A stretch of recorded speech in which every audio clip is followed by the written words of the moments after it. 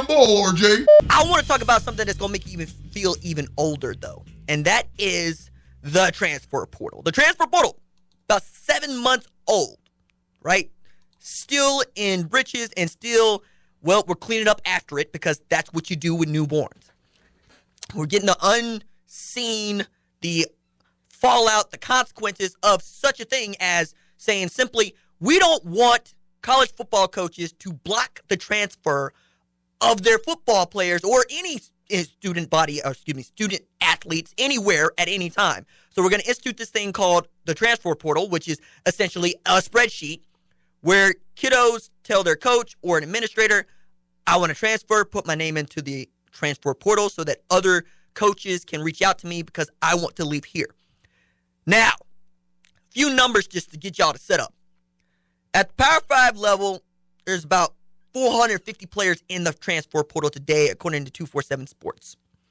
At the moment, there are about 240, 250 that are uncommitted, right? Don't know where they're going to go play football next year. If you include like group of 5 players, like the WAC and the American, you're talking about nearly 400 kiddos, right? 400 more. So that's a lot. It's a lot of uncommitted dudes. So there is a high supply and not a lot of demand. Why?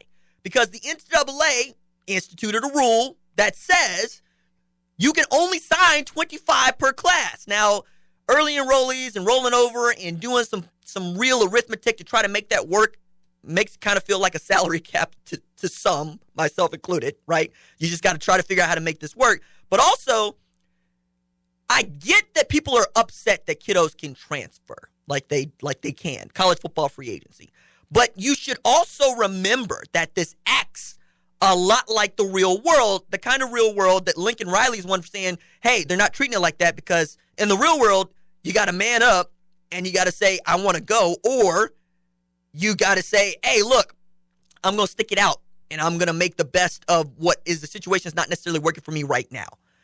Well, it is acting like the real world in that once you say that you're going to transfer, the coach can and usually does pull your financial aid, your scholarship. So you don't have any place to go once you put your foot in the transfer portal. You basically got two feet in there because coaches are vindictive. I mean, people are vindictive. That's how it works. Unless they think you can help them, they're not in the business of just giving out free scholarships as much as some people think that they are, which is why I support the players when they say that they want to go. But you also have to be sure that you are in high demand. And at places like Oklahoma, you're talking about guys like Jalen Robinson, Ron Tatum. They still haven't found places. Derek Green found Vanderbilt. And KJ Kai Daly, we'll see where that dude ends up. But what I also want to get into is as big a problem as this might be to some, it's not as big an issue as the waivers, right? The waiver wire, transfer portal. The waivers, we're talking about NCAA. We're talking about guys like Tate Martell being able to transfer and being granted immediate eligibility. We're talking about Justin Fields transferring to Ohio State, being granted immediate eligibility. We're talking about guys like Bru McCoy, wide receiver at Texas, who signed with USC as a 5-star wide receiver, enrolled, spent one day on campus and said, get me out of here. Things are not as advertised. Offensive coordinator I thought I was going to play with, that dude is coaching the NFL now and was only on the job for like a month. I don't know what the situation is going to be like at USC. I want to go elsewhere. Texas said, come on down. So the transfer portal worked out for him just like it worked out for Chris Steele, right? Another 5-star player. High demand. But with Bru McCoy, I'm really interested to see, are they going to grant his hardship waiver? Because this is the thing that used to be very difficult to get past the NCAA. The NCAA was not in the business of just giving anybody a waiver. So what did these parents of these high-profile recruits do? They hired attorneys that said, hey, NCAA, let me give it to you how it is. You going to give my man his waiver or I'm coming after you. And the NCAA don't want them kind of problems. Don't nobody want them kind of problems. Don't nobody want to get sued. Okay? As much as that's America's pastime, suing people. It ain't baseball, it ain't football, it's suing people. The NCAA said, nah, it's cool. Just we'll let everybody do what they want to do. We just want to keep our $1 billion a year for the NCAA tournament. Thank you, sir.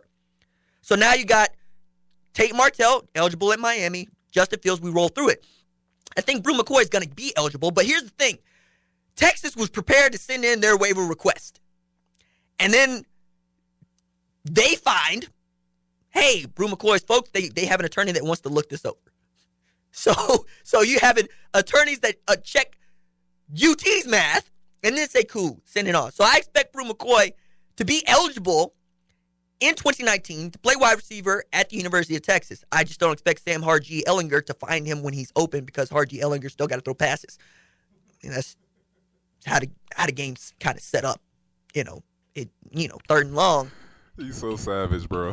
I mean, it don't matter if you're a great wide receiver. Dude can't throw you the pass. Like, it's just that's how it works. He can run though.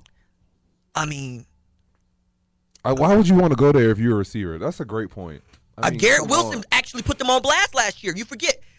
2019 5-star, dude that was just as highly rated as Bru McCoy, coming out of Austin, right? Says out loud, I'm not going to Texas because they don't develop nobody. Oh my God. This child, you talking about I'm savage, this child says, no, I'm going to Ohio State. They put dudes in the NFL. And as I understand it, if you're getting recruited by Microsoft and Apple shows up to your doorstep, where are you going to go for the internship? I'm going to Apple. Yeah.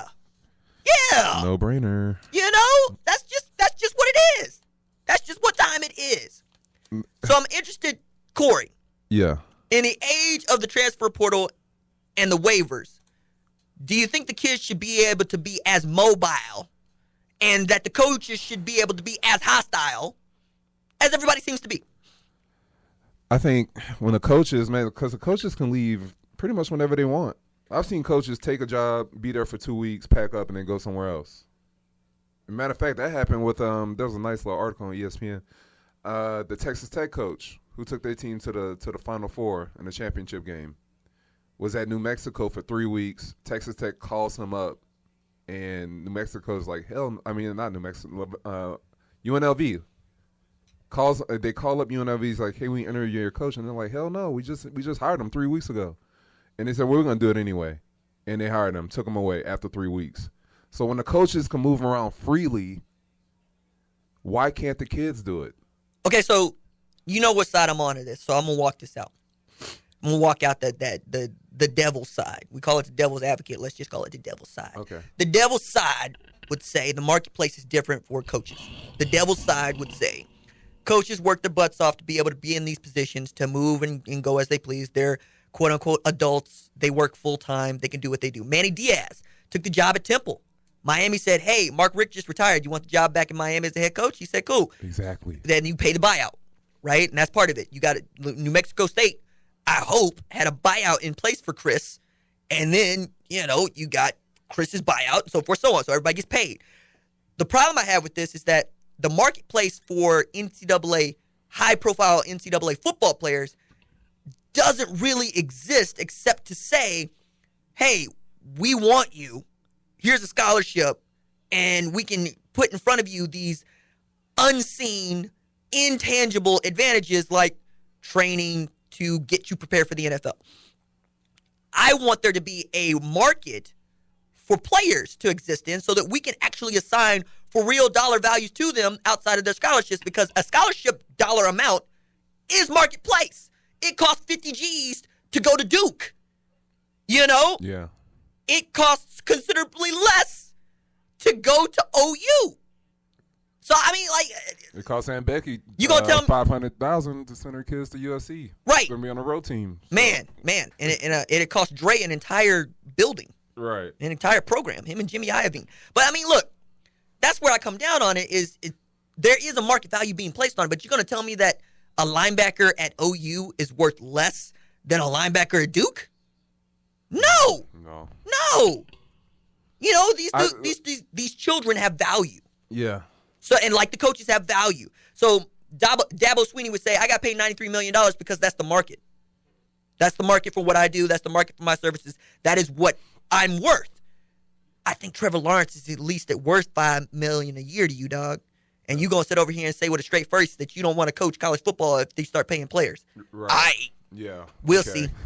So you're gonna turn on that $93 million. Yeah. You gonna eat them words. Well, here's my my deal is because if you let this, if we're going this way down this road, it's going to be like the Wild We Wild are. West. We are. The NCAA is already researching ways to perhaps, as they say, let players make money off their likeness and image.